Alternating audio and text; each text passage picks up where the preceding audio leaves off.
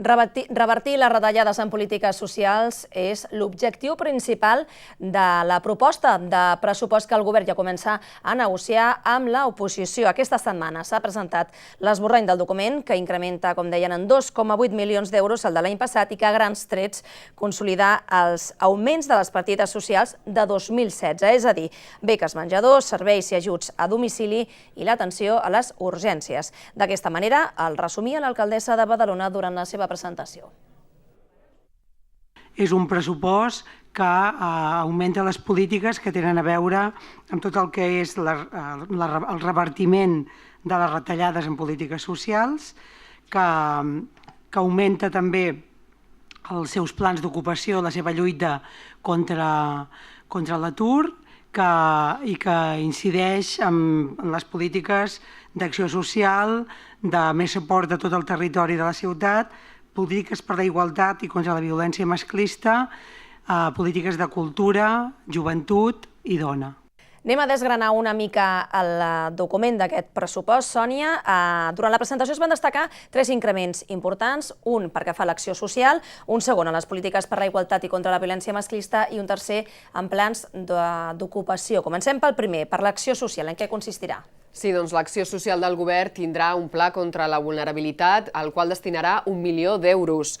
Anirà destinat en concret a l'emergència habitacional, en aconseguir una intervenció ràpida de recursos per fer-la front, i també vol millorar el repartiment d'aliments, com la logística, i equilibrar la cistella alimentària.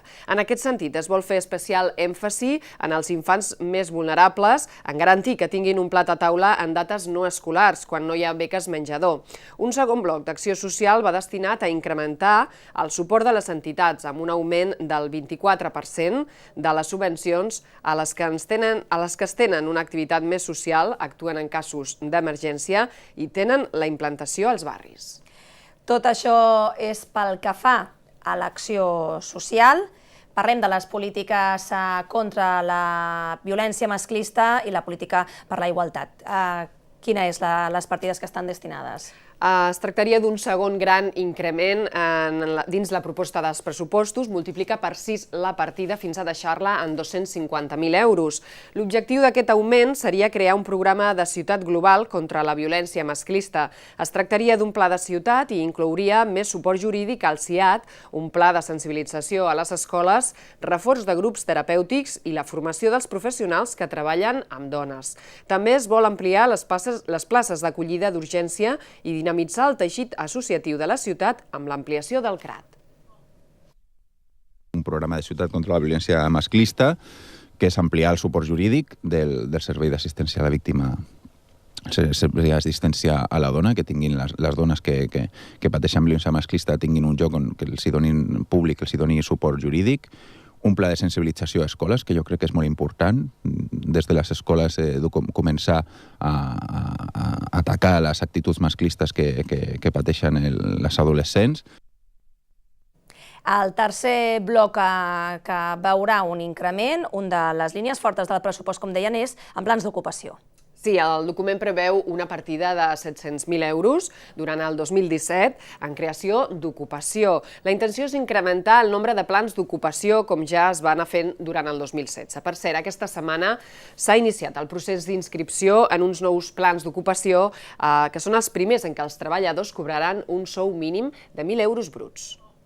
El nou programa de treball i formació presentat aquest dilluns permetrà la formació i ocupació de 114 desocupats majors de 45 anys que no perceben cap prestació o subsidi, també de beneficiaris de la renda mínima d'inserció. Les inscripcions es poden fer fins al 13 de gener a les oficines de treball de la Generalitat. Es tracta dels primers plans d'ocupació amb un salari mínim de referència de 1.000 euros. Manya ha apuntat que durant l'any 2016 s'han incrementat en un 25% els plans d'ocupació gràcies, ha dit, a les aportacions municipals. L'any passat, 400 persones es van beneficiar d'un programa de formació i treball a l'IMPO, segons ha explicat el seu gerent Faustino Marín, i la intenció per aquest 2017 és ampliar-ne el nombre. Amb aquest objectiu, el govern ha fet una previsió de 700.000 euros al pressupost d'aquest any destinada a crear llocs de treball. Si a això li sumem els 280.000 euros en microcrèdits i els 280.000 euros del Pla Badalona Eficient, vol dir que hem passat de destinar 0 euros a polítiques actives d'ocupació a que en 2 anys haurem destinat prop d'1,5 milió d'euros en polítiques actives d'ocupació. Segons han explicat, destinar diners propis permet a l'Ajuntament especificar el tipus de formació que s'ofereix en funció de les necessitats de la ciutat. La proposta de pressupost va acompanyar d'un annex d'inversions que recull els projectes que la ciutadania va votar durant el procés participatiu. Ja fa setmanes que els grups de l'oposició coneixen quina és la proposta d'aquest pressupost. Ara el govern començarà negociacions perquè necessita almenys el vot favorable de 4 regidors de l'oposició per poder-los aprovar. Així és, el govern i l'oposició es van reunir abans de Nadal i aquesta setmana reprendran les converses per arribar a un acord i poder tirar endavant els comptes. La intenció de l'executiu és poder portar-los a aprovació inicial al ple del mes de febrer, iniciar el període d'al·legacions i aprovar-los definitivament a la primavera. De moment, el govern es mostra optimista i afirmen que ara és el moment de veure quines reclamacions i peticions fan la resta de grups. Ara és el temps de fer propostes, estem en diàleg ja per separat amb tots els grups municipals i el que sí que podem avançar és que hi ha un bon clima negociador, hi ha voluntat negociadora per part de tots els grups municipals i, evidentment, l'aposta i la prioritat per a aquest grup municipal és apostar per un acord amb aquells grups amb els quals vam fer un acord l'any passat, que és el grup dels socialistes i de Convergència i Unió.